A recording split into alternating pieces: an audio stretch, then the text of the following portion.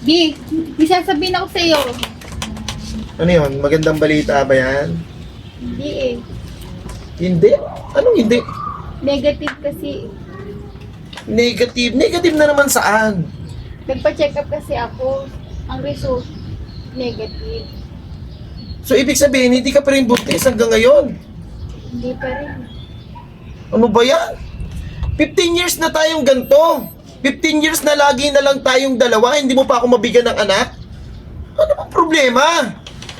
Parang iniisip ko tuloy, hiwalayan na lang kita eh. Siguro, sa 15 years na yon, kung sa ibang babae, ang dami ko ng anak. Ewan ko sa'yo kung bakit ganyan. Ano ba ang nangyayari? Siguro may oras pa para pagbigyan pa tayo. Oras? Ubus na ang oras para sa atin. Tigilan na nga muna natin to, teka. Hello, Kabo. Oh, nasan ka na?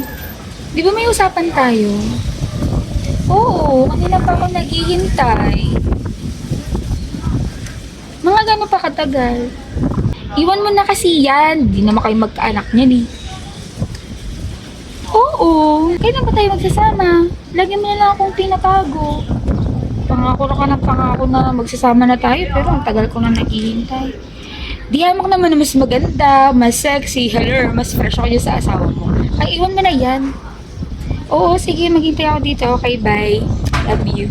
Teka. Oh, magbibihis na ako. Teka. Ano? May kausap ka?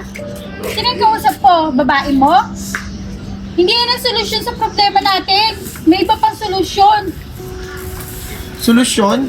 Hindi ko naiintayin yung solusyon. Saka, tagal-tagal ko nang nag-iintay na gusto kong magkaanak. Hindi ko na kayang maghintay. Iiwan na kita.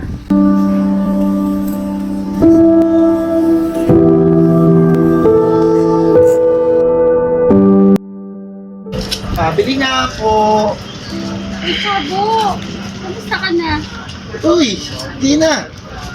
Ito, okay lang. Pero, hiwalay pa rin ako. Kasi nga, hindi pa rin ako mabigyan ng anak eh. Kaya hiniwalayan ko. Ikaw, basta ka na.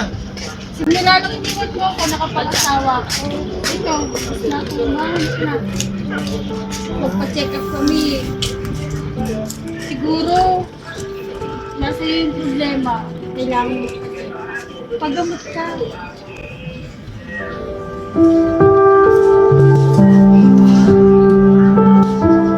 Hindi mabisang solusyon ang pag-iwan sa iyong partner o sa iyong asawa.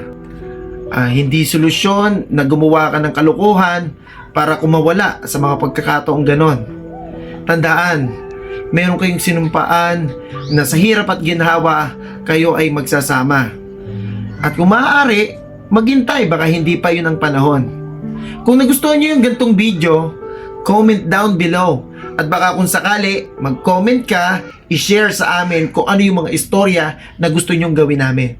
So once again, Kabo Tots,